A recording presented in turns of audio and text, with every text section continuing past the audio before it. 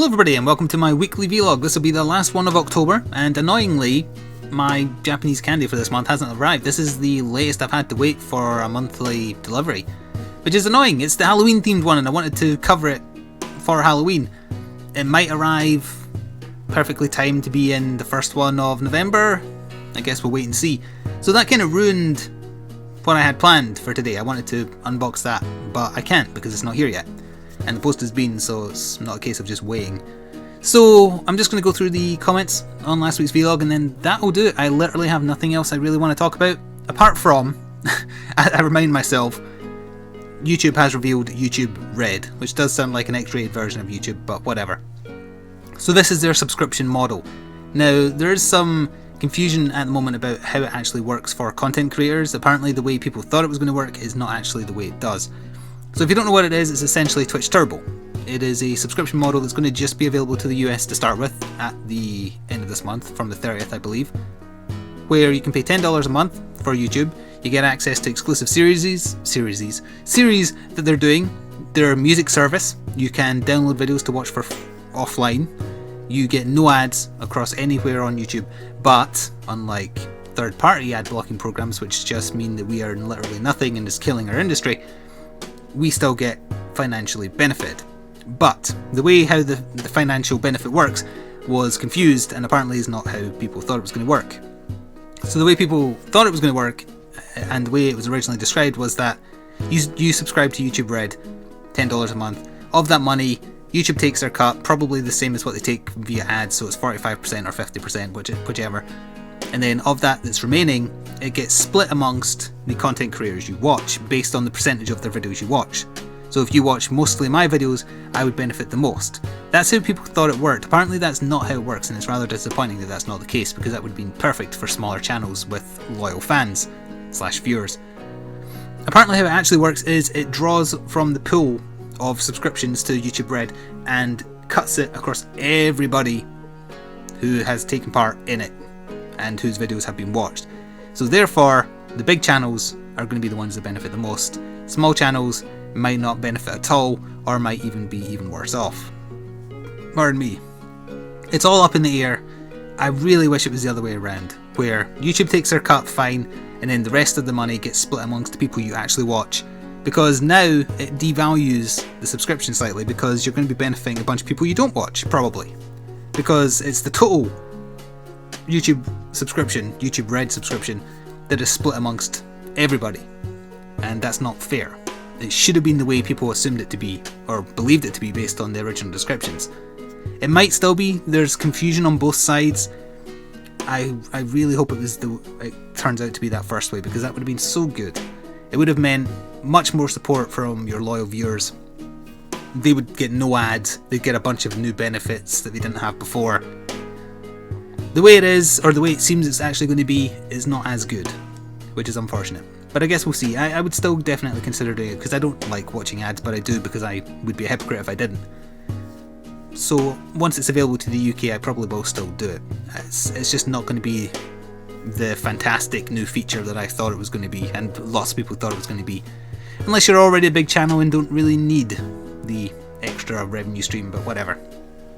Anyway, the first comment last time was from Ashton Castellanos, saying the video ends at a perfect 16:59. That's awesome. It actually ends at a perfect 17. Although YouTube adds an extra second on for some reason. Then Reaper said, I have seen very little on Dark Souls 3, mainly because I don't want to spoil too much of the boss patterns, etc. Well, there's only one boss in the stress test. But after I beat the game once or twice, I plan on watching speedrunners due to how crazy some of the strats are. I can't wait to stream Fallout 4, hopefully you can start streaming soon. Well, there's more BT vans going around in the area, so I think they are upgrading the junction boxes, so fingers crossed. Yes, I am actually crossing my fingers. It'll be real soon. Before Christmas, it would be the perfect Christmas present. Kurt is next, and he says, I'm up for ARK again, though school do make it kind of hard to know when I actually got time. You wrote that like a cockney. I also have used up a majority of your narcotics trying to tame a special something cough cough. I don't recall agreeing to that. Also, you're not busy with school, you're busy playing, whatchamacallit, Terra. In fact, if I'm going to check Steam right now to see if you're playing it right now. That's not you, but someone on my friends list is. Okay, you lucked out. You're not actually online right now. But usually you're playing it. The next comment is from Jason Anino, who says, what type of build are you planning on doing for your first Dark Souls 3 character? And then Red replied to you saying, I'll probably want to use Knight to test the waters. I don't know, I might go straight to Mage. I kind of like playing a Mage in Dark Souls now, after playing it twice through Dark Souls 2 and Scholar of the First Sin. Usually I just go Sword and Board. And that's the one I primarily tried in the stress test. I tried Magic very briefly. It's interesting that they've gone back to an MP system, and also I've forgotten I can't really talk about this, so never mind. I don't know for sure. I might poll people, although if I get an early review copy, I'll just go with Sword and Shield probably at first. That's not necessarily what I would use for the series though. Alex Riley was next and he says, I'm not looking at any Dark Souls 3 stuff, it's the kind of game that works best blind for me. Fair enough. So Beanie1886 says, how come Yuck as and Oroboro can stream it and have it up on their channels but you can't? Also, hello, it's been a while since I last messaged you, man, and then you did some kind of shade smiley emote. Oh, you're talking about Dark Souls 3. They don't have permission. Nobody who has uploaded any footage or live stream that have permission. It's said in the terms for the closed stress test that you're not allowed to do those things. It's just that Namco aren't actually enforcing the rules. So could I get away with it? Probably, but I'm still not going to do it. Your morals and your ethics are how you act, even when you know there's no consequences for acting badly. And I am a stickler to those things. So I won't be doing anything. I know there's plenty of people who are.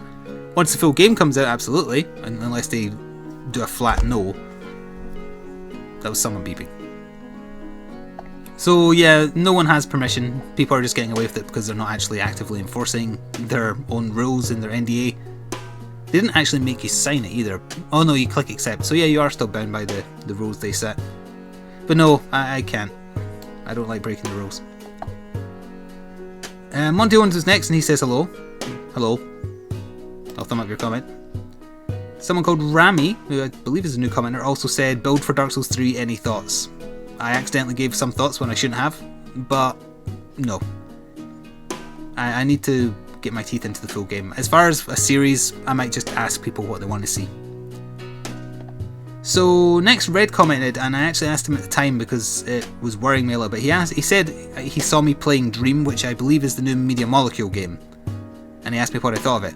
I've not been playing it, so if he saw me or my account on PSN playing it, then something is seriously wrong. So I've asked him to let me know, and sadly, he has not replied in 3 days. So please let me know, because I have not been playing Dream, and would very much like to know if someone has accessed my account. So 2 more comments to go. Jimmy92750 says, when you play Dark Souls 3, will you play co-op or not? If you won't play co-op, can you talk to someone but not summon each other, so you can still play the game alone but go both ways with possible storylines and get secrets you might have missed? Well, if Good Rory is getting Dark Souls 3, I think he has a PS4 now. He kept on talking about getting one, but I can't remember if he ever did. I don't think he had one still when we were doing... Oh wait, no, he's been addicted to Destiny, so of course he has it. I mean, it depends what format. I would much rather play Dark Souls 3 on PC, but review copies, especially if they're early, are often console based because they have more of those going around and there's less risk of piracy, etc. So it just depends. It might be a case like it was with Dark Souls 2 where if I do get a review copy as early as I did for Dark Souls 2, I'll have a series that's already like 6 episodes deep recorded by the time it's released. But that doesn't mean I can't do another playthrough co-op with Rory or just having him in the call. But that is not possible on consoles because I can't get the sound set up right so that he would be audible as well as me without there being a delay. So we would have to get the PC version. Is Dark Souls 3 even available for PC pre-order? I'm going to check that on Steam. I've only really been paying attention to the stress test. It's not available for pre-order yet. I really hope they don't delay Dark Souls 3 on PC for stupid reasons like they've done for Dark Souls 2, and they didn't do it for Scholar at least. They know that the PC market wants their Dark Souls games now, So hopefully Dark Souls 3 will release at the same time as consoles, because if I get the choice for review copies, I would definitely pick PC. And that's a long short of it, which I hate saying now because apparently I say that a lot. If I get it on PC, and if Rory gets it on PC, he's more than welcome. If we do it on, or rather if I get a console version and he gets a console version, I have no active way to make it work. I suppose I could maybe do a workaround if we were just talking to each other, but my voice would be out of sync with what you were seeing on the screen if I did that. So no matter what way I did it, there would be some kind of out of sync delay. So PC it has to be. So if anybody knows for sure that the PC version of Dark Souls 3 is coming out at the same time as console versions, then let me know. The final comment from one day ago from another new commenter, I believe, called Serp Sloth, who says, do you think that they will release Monster Hunter Cross outside of Japan? No, I do not. Sadly. I think that if they do a G/U version, that will be the one. And I would be almost certain, by the way, I have nothing to back this up other than Presidents. It's what they've done before. They will already have in their plans a version of X, or maybe even the next iteration after that, in the works. And it'll be what's there, plus more stuff, and then that'll be the version the West gets. It's how they've always done it. It's how they did it for 3, how they did it for 4. So, sadly, I don't think Monster Hunter Cross will be released outside Japan.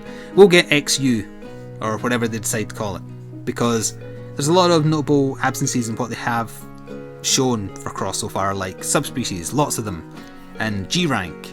So those things will probably, this is how they do it. They know it works. They release a version, then half a year later they'll release a G version with G rank added. Maya, please don't knock my recycling cans over. And extra stuff like that. Now people got pissed off in Japan apparently because 4G was not different enough from 4U and didn't add very much. So they might be a little bit gun shy about that, but they're still going to do it because that's a model that works. And then they'll release that version over here.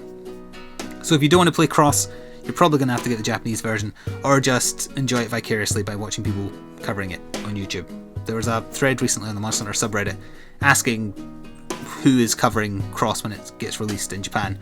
So if you're not interested in seeing me play it, there's certainly a bunch of other people who are going to be playing it as well. Some of them who are fluent in Japanese, so they'll be able to tell you the story, whereas I will mostly just be fast forwarding through it and getting to the fighting, because although I can understand a little bit, I can't understand enough to give you any kind of query about what the story is. So that was the last comment, and that's going to do it. This was a very short one. I wish I had a bunch of Halloween themed Japanese candy to show you, but sadly I don't. So this will be the 26th. So yeah, it's the last vlog of this month.